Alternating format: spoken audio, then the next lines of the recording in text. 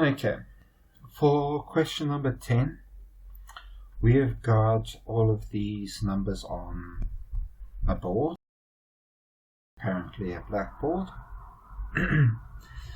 And then what we do is on each step we take any two of these numbers and we replace them by another number, or you can rephrase it as we take any two of these numbers, let's say these two, and you write a new number on the board, which is the first number plus the second number plus the product of the first number and the second number.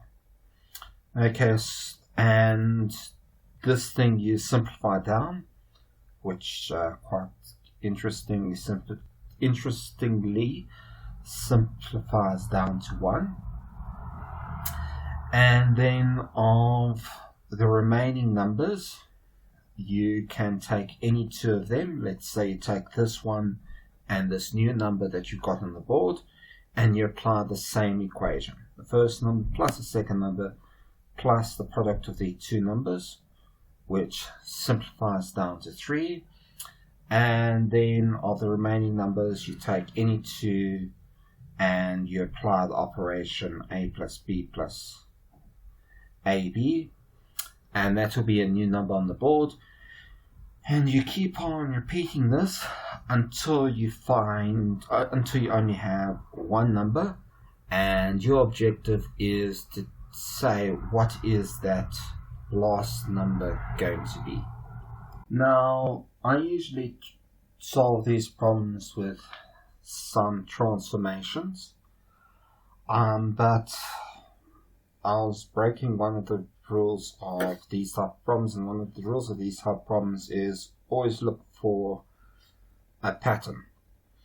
And when I was working out this calculation, I saw something interesting that adds up to a nice number. So what I could do is look for the following pattern. I could say, okay, let's say there are only two numbers on the board. What would the result be? This will combine up to 1 plus a half plus 1 times a half, which is a half, which is equal to 2. And that's what the last number on the board would be. Let's suppose there were 3 numbers on the board. Then I could combine the first 2 numbers up to 2. Then I can combine this number and that number, and we'll get 2 plus a third plus 2 times a third, which is 2/3, which is 3. Then I can look at what if there's 4 numbers on the board. Well, I can first combine these 3 to give me 3, and then I can combine this with that. We get 3 plus a quarter plus 3/4, which is just 4.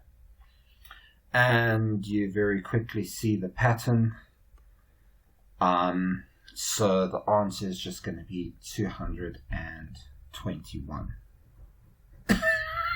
Now, this pattern works so well because these numbers were so nice.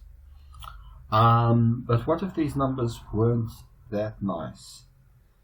How would we solve this otherwise? And another way to solve this is by some transformations. You see, if we've got this a plus b plus ab, that is just, well, 1 plus a plus b plus ab minus 1, which is just 1 plus a times 1 plus b minus 1.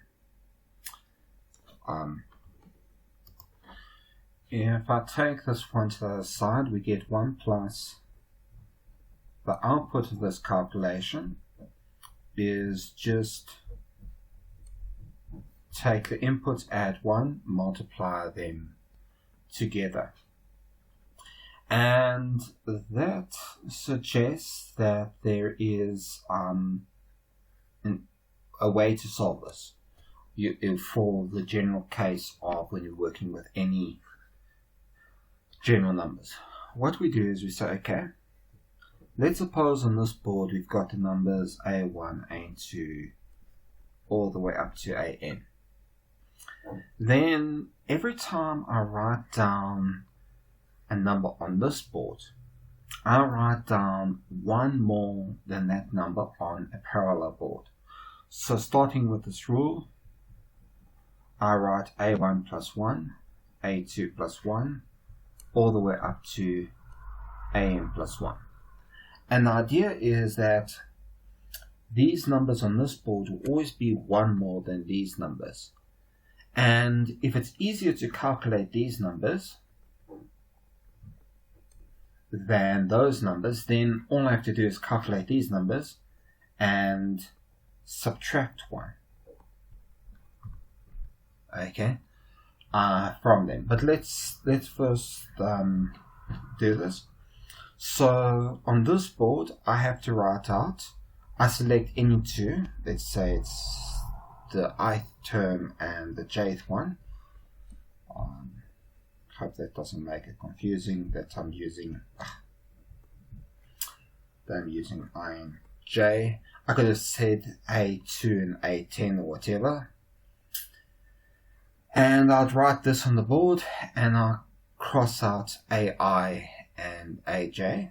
Then according to this rule, on this board I have to write one more than that. So I'd have to write 1 plus AI plus AJ plus AI times AJ. This would simplify down to 1 plus AI times by 1 plus AJ.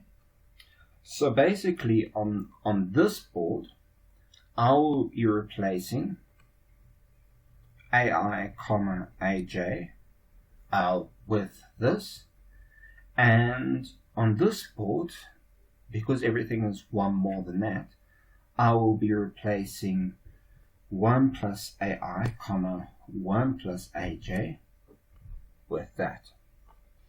Now, it's a lot easier to replace these two with that. All I have to do is just take these two, multiply them together. And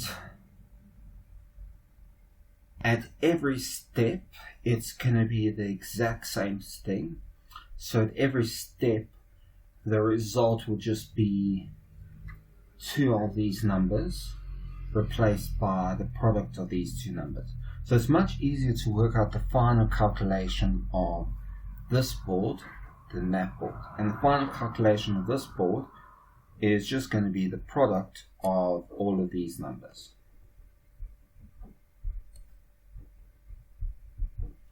Okay, and because this board is always one less than that, the final calculation of this board is just going to be A1 plus 1 times by A2 plus 1 times all the way up to AN plus 1 minus 1.